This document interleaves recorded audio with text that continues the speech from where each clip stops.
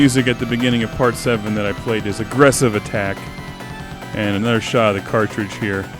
Don't you just love the cartridge design and the nice Japanese robot style of Musha? Like, this is back in 1990. This is when anime was just really starting to hit America. You know, we've had films like Akira and some of that stuff, and Robotech and Voltron and Tranzor Z, and some of those shows have been coming over here for a little while, but the NES started really bringing some of that anime style with games like Ninja Gaiden.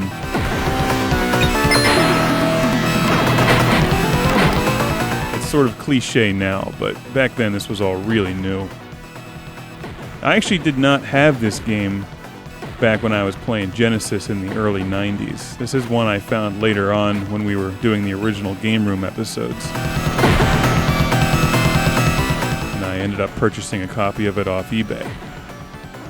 So Musha is not an easy game to find. I don't even have the packaging. So if you can find one with the packaging, I imagine you're going to pay a few bucks for it.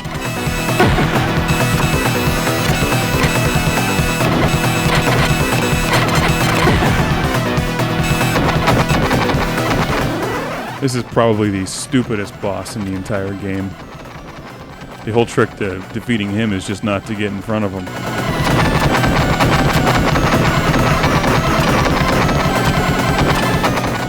Here we're at the last level.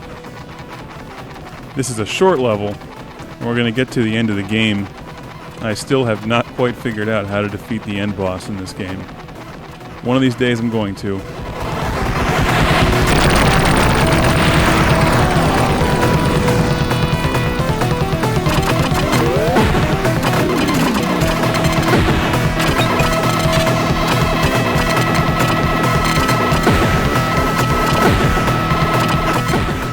Note I'm losing my little support fighters left and right at this point.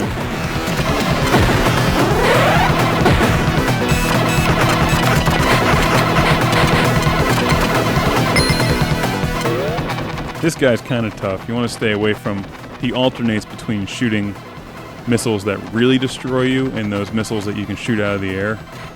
You want to make sure you're nowhere near those missiles that can really destroy you.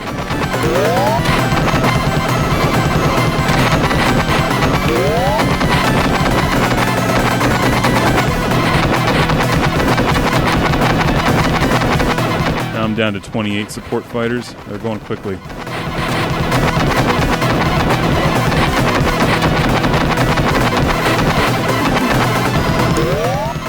$27.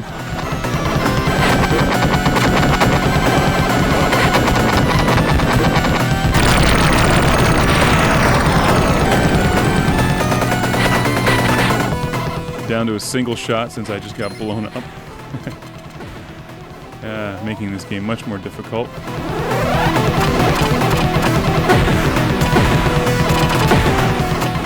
Those guys are tough too. They shoot those heat-seeking missiles at you, and you just gotta dodge them or else they destroy you.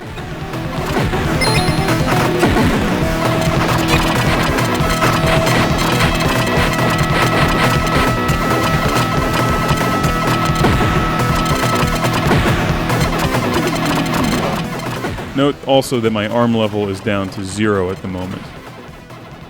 Since I got blown up, I lost my special weapon power-ups, and I could have really used them here.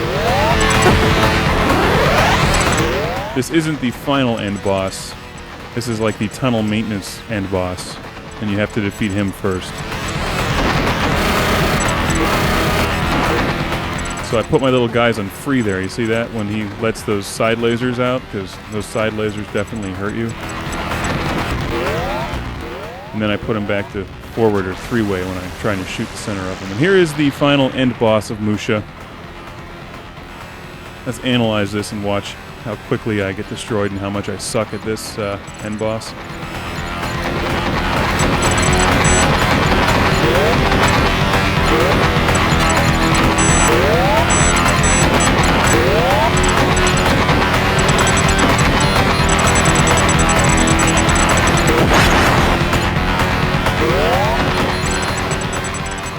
Basically just getting my ass kicked.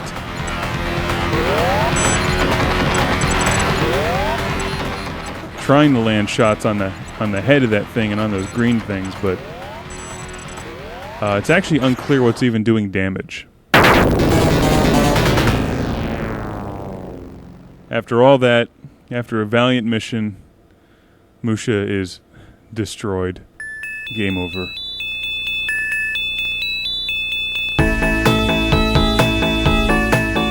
But even though I lost the game, I'm not frustrated. I still want to play this game again because Musha is one of the best video games ever made. And certainly one of the best on the Sega Genesis. This game is a great example of why the Sega Genesis is my favorite video game system, because it has games like this. Keep watching Classic Game Room for more Sega Genesis, Atari, and classic video game reviews compared with the newest games onto the market.